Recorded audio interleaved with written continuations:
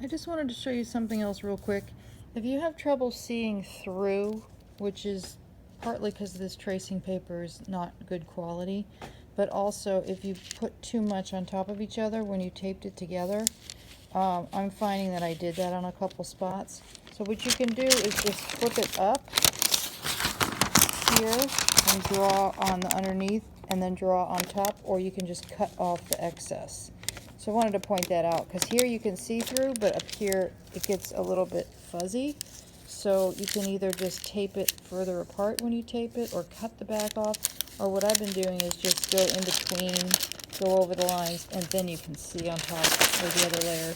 The other thing I noticed is that if you can't see too well, you get some weird moments. Like when I was tracing it, I thought this was behind this, but then I looked here and it's in front, just a tad right there.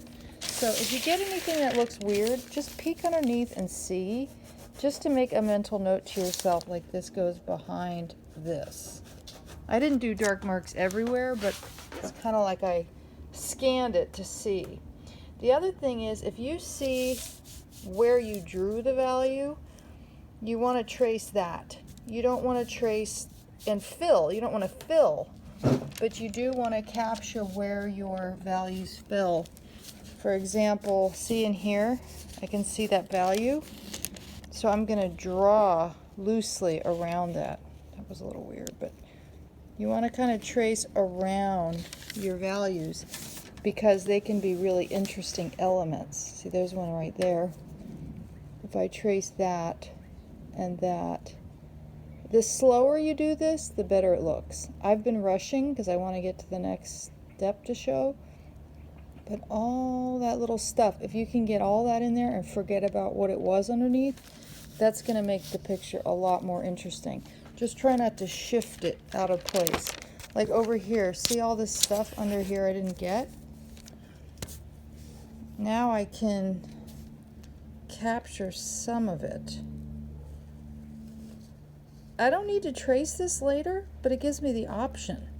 If it's starting to work with the next stages, I have the option of using these things. They might look weird and I might not use them, but at least then I have a very thorough tracing and I don't have to keep coming back to it. So just keep going until it's really elaborate and you're just tracing everything. But I just wanted to show you how, if you're having trouble seeing through, you can redraw from there, or you can get up close and see what you've missed. And you can also fold over the paper like I was doing, or just cut it from the back. So just be sure you scan everything before you move on. And just make sure it's in place. Like over here, check this out. I didn't see this. See that dark value just from where I mushed it on there? I didn't mush it on there randomly, because you know you've had a ton of time to work on the drawing.